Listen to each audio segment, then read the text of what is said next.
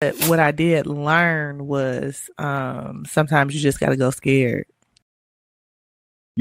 It's always something that's not right. So it leads to no relationship. Mm-hmm. Because when you have a relationship, you come with a different expectation. Because a grace period for me to be late on my job, it's not there for me to abuse every day. Mm-hmm. It's there for in the event that something happens, that there's grace so that I can recover from that.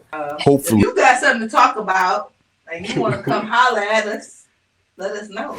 You have to have courage because you first have to be honest with yourself, and say, it's always you.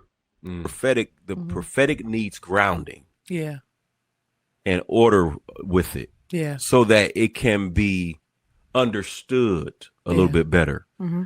And if it's too much going on at one time, and it's like what you said, a free for all. It's confusion. It's confusion, number one, and God is not in confusion. Yeah, it's not I heard you having sex. Now, is it true? I'd rather hear it from the horse's mouth. Gee whiz. Not that I'm calling to pray for you, sis, and say, look, I haven't seen you in a while, just making sure you're all right. Well, I'm not a professional. I never even thought I'd write a book.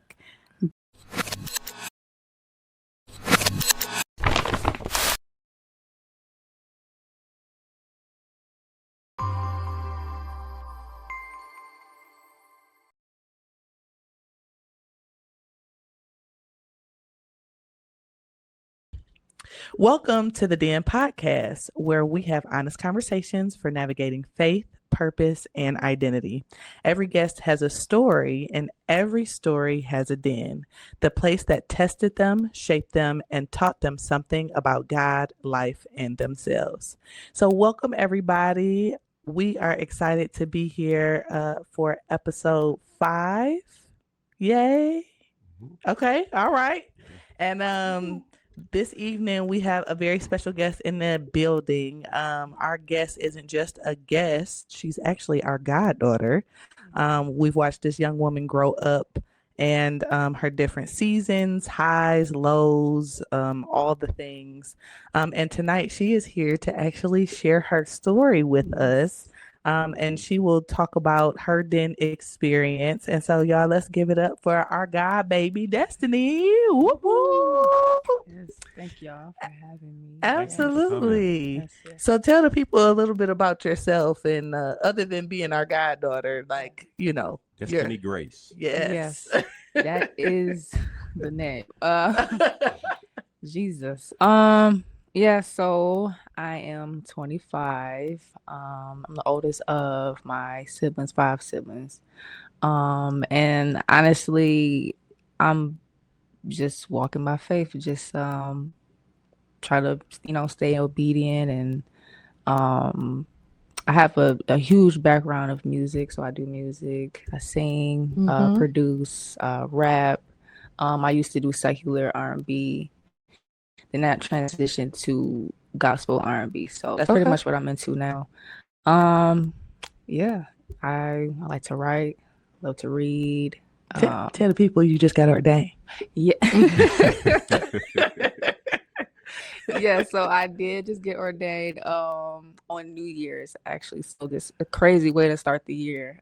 For real. It was I'm snotty nose and all. But that's how I started the year. And then I think a little bit before that, I was ordained as the youth teacher at my church. So I teach the kids. Then I also run a ministry on YouTube. Under Destiny Grace, my name. And just give the word of God, whatever God tells me to say. I just flow in the spirit. Yeah. Wonderful. Well, thank you so much for being here. We love you so much, and we're so glad that you are here and could join us. Yes. So we'll just jump right on into it. So tell us a little bit about your faith story, like how you came to God. Because we know your family. We know that you have a legacy of faith in your family, but from your perspective, how did faith start for you in your life, and when you really got serious about God and what that looked like? Man, I'm 25, but I feel like I'm going on 45, so it's a long. But I think honestly, I always say that my mom, how she handled the news of her not really being able to have kids. So she had, I don't want to tell her, her story, but she was having complications with having kids, and so the doctor would tell her like, just forget about having kids and whatever. And she would tell us a story how she told the doctor like, listen, I want my babies. God told me I would have kids, so I'm gonna keep trying. And so I was supposed to have not been here. So, and she just kept her faith and just her believing in what God told her. And so now I'm a product of that. I think that's what kind of started my belief in God, or at least believing that there was something greater than us. And just like listening and actually trusting what he said. So my life itself was like an example of what faith looks like. And then that branched to, I grew up in church. Like my granddad, he was the pastor, and my grandma was the first lady, of course. So I grew up in church, but I didn't really have my own relationship with God. We was just taught church and just taught religion and taught this is what Christians do and what we don't do. And but I didn't have the relationship until I would say like maybe 2 years ago, honestly. Really? Yeah, because my dad, he always played music and keyboard, sang, and so we would go to church and he would be like, you get up, you're ready. So we were forced. And I'm happy that that was the case, but I'm also happy that I was able to kind of just have my own relationship without it being forced when I was on my beginning like stage of the journey. So it went from being forced to go to just being there and like being at church and not understanding why people were falling out and praising and singing and crying.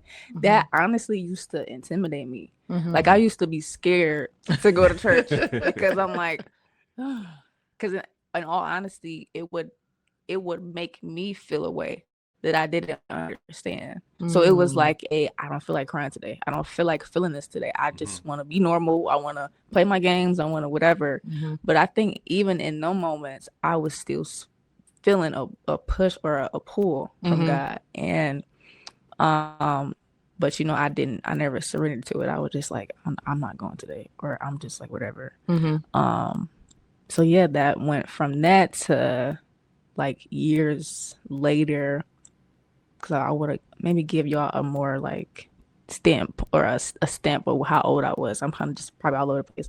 But so that was around maybe 12, 13. Okay. And what did that look like for you, like being a middle schooler going into high school with these strict parents with strict beliefs, and you kind of in, kind of out, also want to live your life, also hormones, also like all the things. So it was crazy because I would have this feeling of not fitting in, and then it was also like, but I do kind of feel something like, what is this? And I didn't really kind of explore until I got, I want to say maybe 19, 20, but I was still living my life, still doing whatever I wanted. And he didn't snatch me up, I would say, until like, he's like, all right, you're going to start running now. Like, you called to me, right? So it was a crazy journey. It was like up and down, but I did have the foundation and the structure. Just knowing that there was a God is what started with my mom. And then my dad was always in the church, and he would pray, he would sing, and he was always like the more spiritual vessel of the house. My mom is too, but I don't know, my dad is a very spiritually sensitive man. So it's like it was just there, like you felt it. Mhm. And even around that age, I was like picking up on just different energies and moods in the house that I wasn't feeling myself. So I'm like, why am I feeling sad today? Why am I feeling low today? Why am I anxious? Well, I'm not even old enough to be anxious about anything right now. So it's like, why am I feeling this? And I think it was just like God was just, he was just working through me. He always been there, and just always working stuff. I just didn't understand. Yeah. So he was always there. I mean, it was just about me receiving and me just letting it be what it is. And just me just like obeying and surrendering to the whole thing. So yeah. So when did you become interested in like the things of God? Because you said you felt a tug here and there. Yeah. So when did that like happen for you, where you really felt like, wait a minute, there's really something to this Yeah. beyond what my father is just saying and beyond me just going to church because they're making me? Yeah. It was maybe like 2 years ago. So this is more like recent. So I was I'm 25 now, so maybe not 2 years. I was 22. I was staying with my friend, and we went to school together and whatnot. And I remember when I moved there, she had, I think it was a PMJ preaching. She was watching a sermon. And I came in and like, this is my first day moving there too, which was crazy. Like, I'm like, when I look back, I'm like, whoa, God, okay, you did that. But I moved in the first day. She was watching the sermon, and what he was saying was like really resonating with me. And I'm looking around like, how you know my story? How do you know like what I'm going through right now? And it just kind of, it hit different. Like it really reached me. And I asked her, I'm like, how long you been watching? Do you even understand what's going on right now? Like, are you just watching this to watch? She's like, no, I've been watching for a minute and whatever. So then it went from that to, mind you, in that time I was going through what I would call a wilderness season. I had just me and my mother, we weren't seeing eye to eye. And I left the home. And so I was kind of like out on my own. I was sleeping in my car. I was like not knowing when I was gonna eat, not knowing where I was gonna stay. So it was literally just me and God. But in that moment, I always had some sense of optimism or some sense of like, you're gonna be good, you're gonna be all right. And whole time I'm thinking it's just my nature, like I'm just like, whatever. But when I look back on it, it was really God just speaking with me or speaking to me, and his presence was just keeping me afloat. And it was just like, but still wasn't really understanding like what that was, or why when I was alone I didn't feel alone. Like, Yeah. and so just those moments in the car kind of sat me down and like really made me be still. And so I was able to like kind of like, okay, really, what is this? Because at first I'm 13, I'm like, these people are crying, and I was like, what is that? But now I'm really in the backseat of my car. And yeah, right, yeah. Like, and I get it. Yeah, and I'm like, okay, what is like really what's going on? So I go to her house.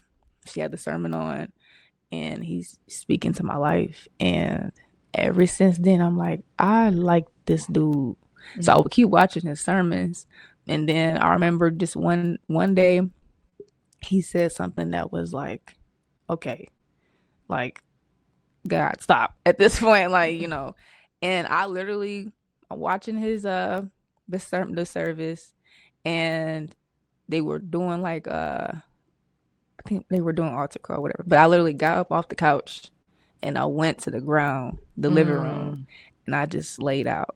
And I'm like, I surrender. I give up. I can't do this no more. And because you felt it through the TV, and I'm like, okay, this thing, it just keep following me. It just Mhm. keep just showing up. And like, so I'm laid on the ground, and my friend, she just rubbed my back trying to work me through it. And I'm just like, man, like, so then I think that night I prayed. I'm like, okay, God, if this was you, if this is like I want to feel that encounter in Mhm. person. I want to like actually like experience what I seen when I was 13, because I Mhm. feel like I understand now. Mhm. So it's like, okay, now I want to see it for myself. Mhm.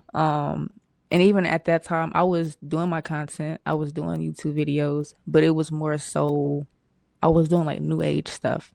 Like I was doing like how to manifest, how to what they call it, quantum leap and stuff like that. Really? Yeah, I was like deep in like, and I would have people actually text me like, wow, like how do you do this, and literally asking me how to do so and so, whatever. And my friends at the time, they would sit and they would listen to me, and I'm like teaching them how to do this. And God, he like stopped me. He was like, I blessed you with influence, but you're doing it the wrong way. Mhm. And I heard it was so clear. And I'm like, okay, so what do you want me to like? What should I talk about then? Like what? Mhm. And so then I got into just talking about purpose and life and why are we here, and just like just the things that just faith and what we can't see. And I was incorporating what was going on in my life at the time. Mhm. And then it at first it was just like it was a podcast, but it wasn't like this setup. It was more so just my voice. Mhm. And I called that segment Ashe the podcast. And Ashe is an African word meaning like to speak or to command something, or to kind of like a new form or another form of amen. Mhm. So that was my podcast, and I'm just going and going. And then I the crazy, like, this is, I think this is what really, I don't think I know. This is what really transitioned everything, Mhm. because after that encounter, when I was laying out on the ground, snotty nose, not too long after that, I prayed, and that's when he told me, like, you got influence, but you're going the wrong way. And I'm like, okay. Then I sat with that. I actually like sat with that thought, because I'm like, now I feel like I'm just been going the wrong way the whole time. Like I thought I was doing something good. I thought this is positive. Like I'm thinking, and I'm like, nah, I'm just lost. Like, okay. So I remember I would just keep praying, and I'm like, okay, God, well, just lead me. What do you want me to do? And I heard him say, serve, serve, serve, serve. Mm. And I'm like, okay. So I go on Indeed and start looking up serving jobs, because I'm thinking that's I'm gonna be a waitress and serve the people. yeah, right. Because I'm Bob like, told me. yeah, like God told me to be here. I'm at the interview because God told me. But so because I didn't have a job at the time, and so I'm like, okay, what if YouTube isn't it? Then what is it? And he like serves. I'm like, okay, that obviously didn't work out. But I just kept doing the videos, but at this point, my message kind of changed to manifestation, new age stuff, to what I was hearing. Yeah. I just simply went off of what he told me to say. Yeah. And the most craziest thing, like at this point too, I was a heavy marijuana smoker. So when it was so crazy. I would literally not smoke that whole morning until I got the word out, and then I'll be somewhere rolled up. Like that's how, like, because it was still like a back and forth type thing, and just trying to like understand what is going on. Don't have a job. I'm staying with my friends. Me and my mom just got into it, so that was still messing with me. Like it was just like I need to relax, and that's how I was relaxing. That's what I chose.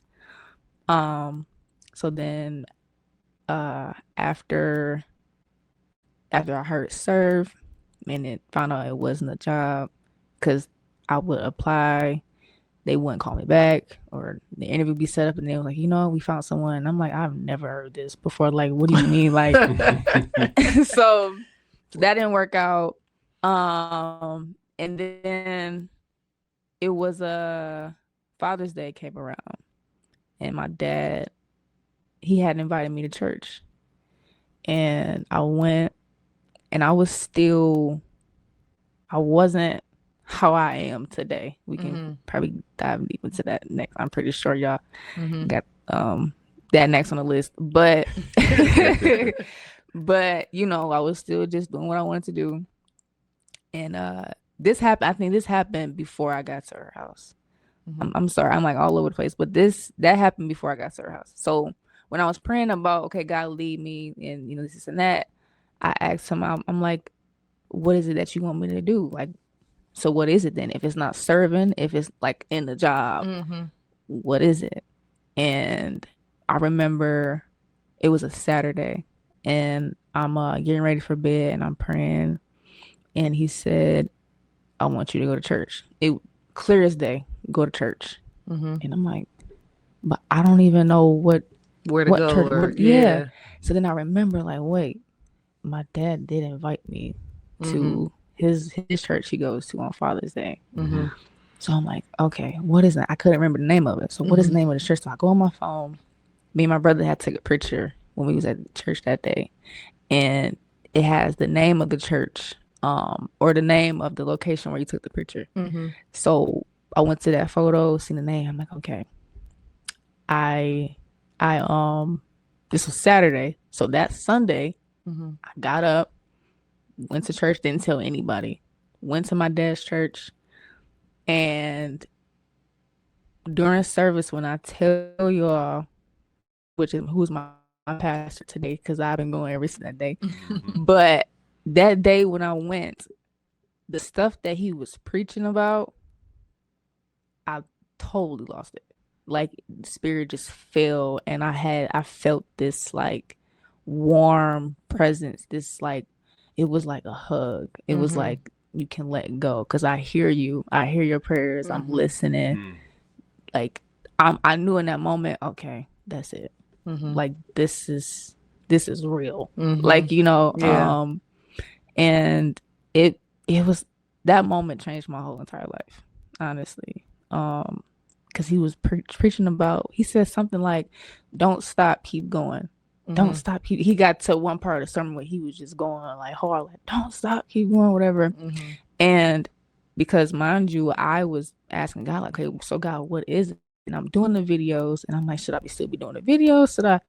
And when he said, don't stop, keep going, it was like confirmation of God telling me, like, this is what you should be doing. Ministry is the serve that I'm talking about. So yeah, that was like the start of my fascination, and also like the start of my surrender. And just knowing, like, okay, this is actually, God is real, and this is nothing to play with. Like, he would follow you, he would chase you down. Like, if you got a call and a purpose on your life, he's not gonna stop. Like, you have to surrender to the process, to the call. So it was beautiful. So I have to ask you, because this is very new knowledge to me, this whole new age thing. Like, how did you get in, knowing what you know, and having the foundation and the background that you do? How did you get into new age and be like, yes, this is it? Honestly, I think it was the environment that I was in. I don't want to say too much on their behalf, but it was just stuff that I was taught. Just different, like, spiritual practices, I would say. Like my mom, she was into like tarot and crystals, and just all type of stuff that obviously I'm not into now. But then that kind of, and then we would talk about like zodiac signs and astrology and all this other stuff. And so that's what kind of drove me to Doing more research on it. Yeah, To pique your and interest. Yeah. yeah, and then my friend group at the time too, they were deep into that too. So it was kind of like um, both parties, both like groups of people, were my mom and my friends. Um, and just stuff I would see on TikTok. I promise y'all, TikTok listens to your conversations. Oh, absolutely. Facebook, TikTok, they be listening Yes. because I'm like, how did y'all know I was looking at this or talking about this with my friends? And so stuff will just pop up on my feed, and you just go down this rabbit hole of stuff. So now I'm like, oh yeah, this is, yeah, I'm about to do this. And So it was did you like, start no, to see things that made you more interested, like things would happen, or from the tarot card reading, and then it would come to pass, or like Yeah. what was it some magic stuff? Like what was happening? yeah, it's crazy because so my mom, she would do readings, and or just people that like my friends, she would do readings or a video, or I would watch like tarot videos like on YouTube. And the crazy thing is it would come to pass. It will literally be like they say this, and now tomorrow I'm seeing it. And I'm like, whoa, like, how did you know that? So now I'm trying to tap into it because now I want clarity on what's about to happen or what's going on or why I'm feeling this way. And then, but the crazy part is though, I would watch a tarot video and then turn on a sermon. And Like, undo that, Lord. yeah. It was goes. right. And because it was like, okay, so if the tarot is saying this, what is the sermon saying? And let me see if it confirmed. And the crazy thing is, it will literally like confirm each other, which is, I'm like, okay, wait.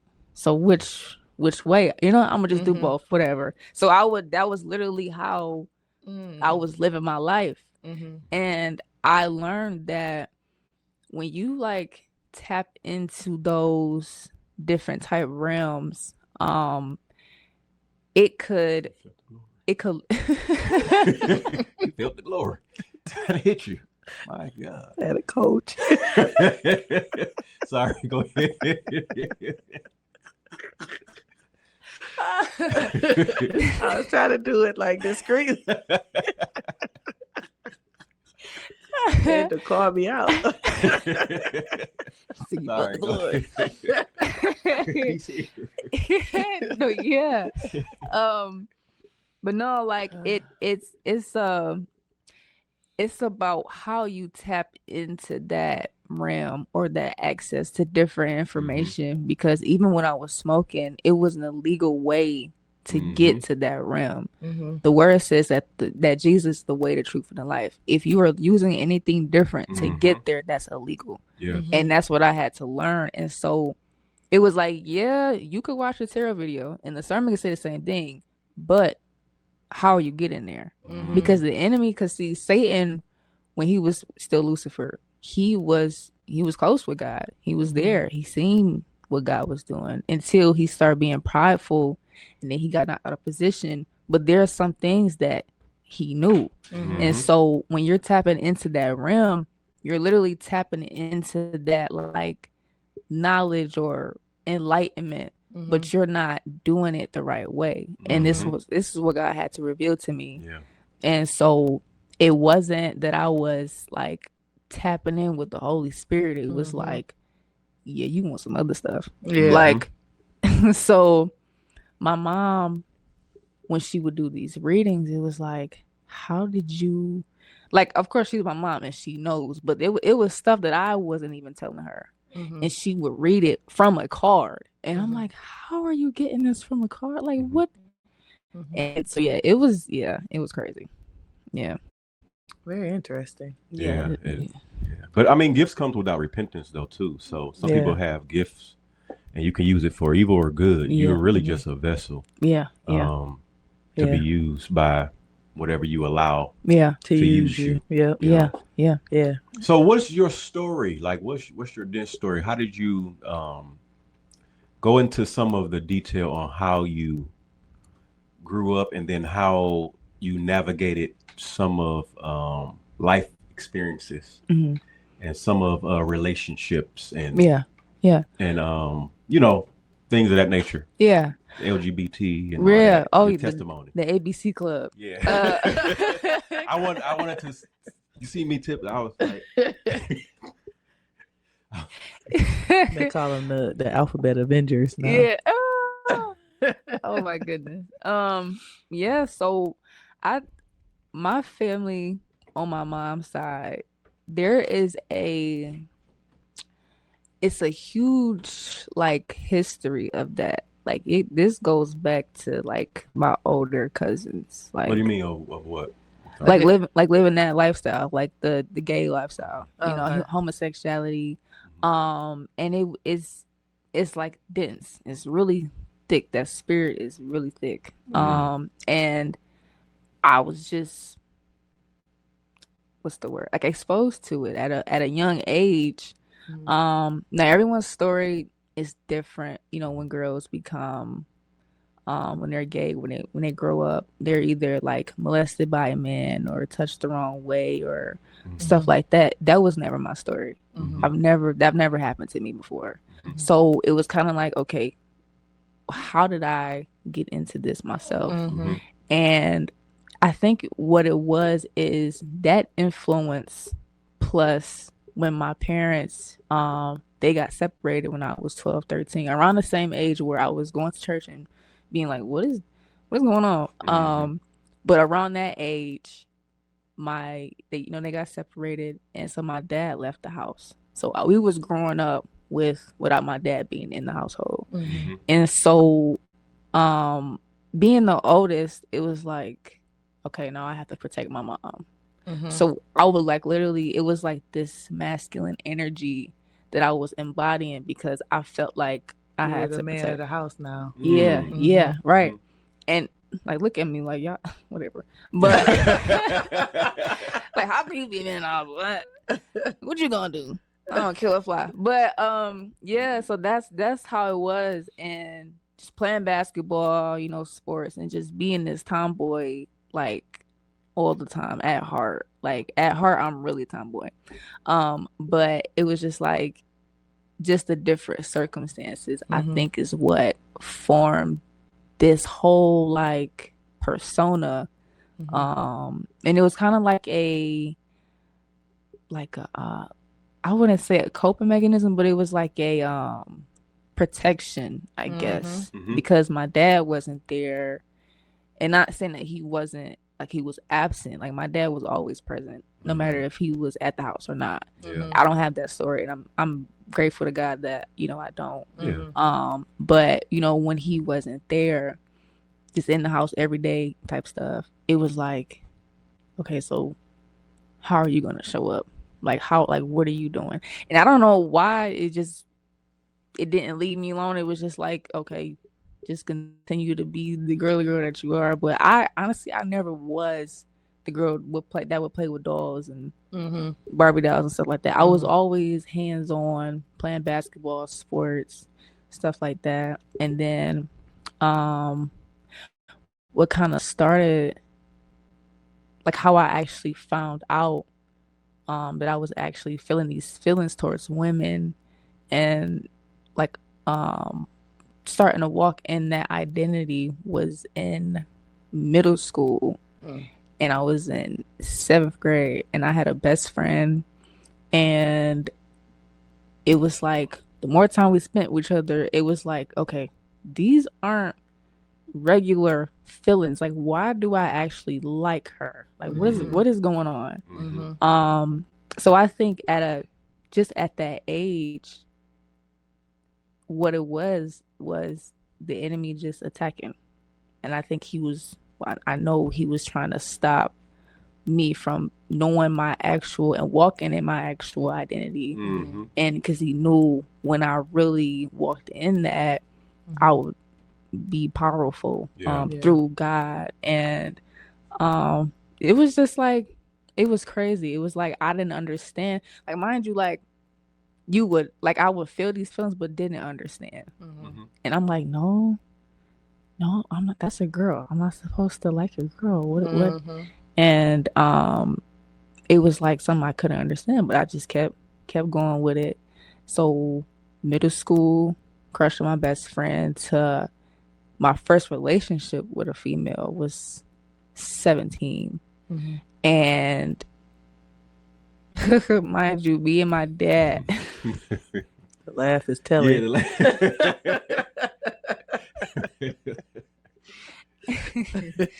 My dad, he was not having it. He was like, "Yeah, nah, she can't come over here. No, I'm not having that."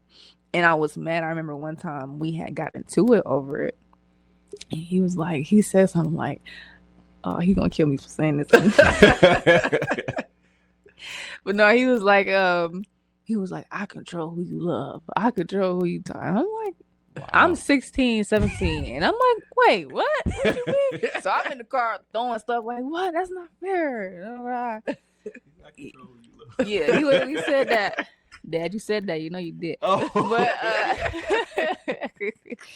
But nah, but the crazy thing about that though, so it was my dad with that approach. And then my mom and her side was like, it was just normal. It was just like, oh, okay. That's who you are. Yeah, right. Yeah. And it was just like, oh, she one of us, basically. And it was like that. Do you feel like being an athlete influenced that at all? Because I used to play basketball too. Yeah.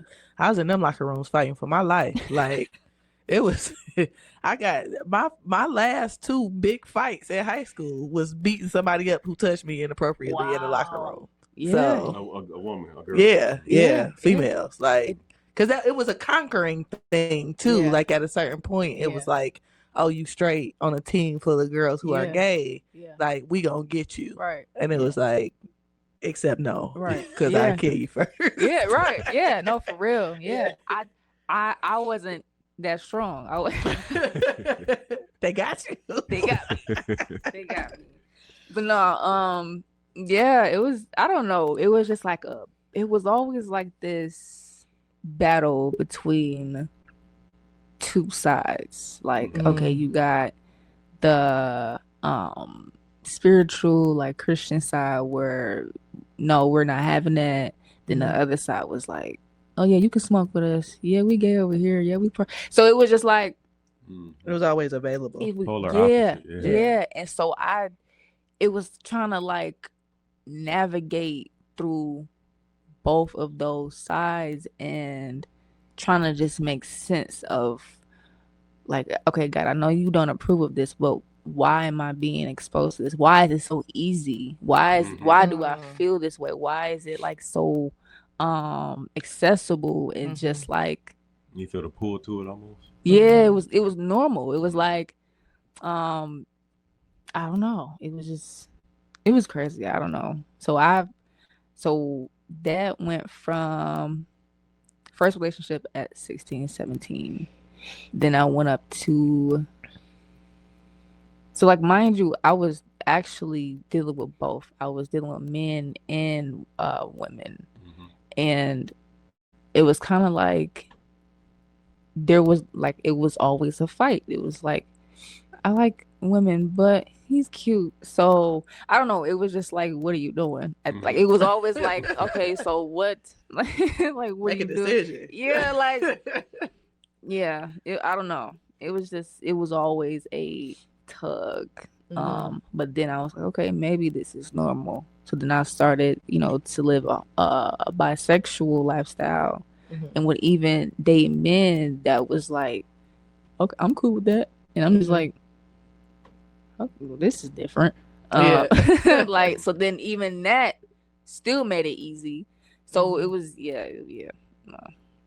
no. So then,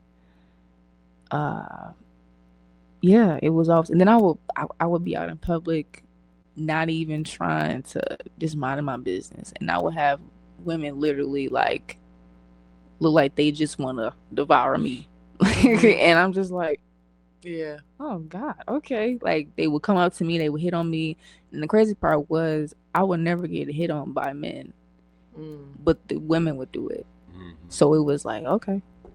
Did you feel like it was a bit of rejection from men? Like what helped you make your decision in that time was like, well, they don't want me anyway. Yeah. So I'm going to just go to where I'm accepted. Yeah.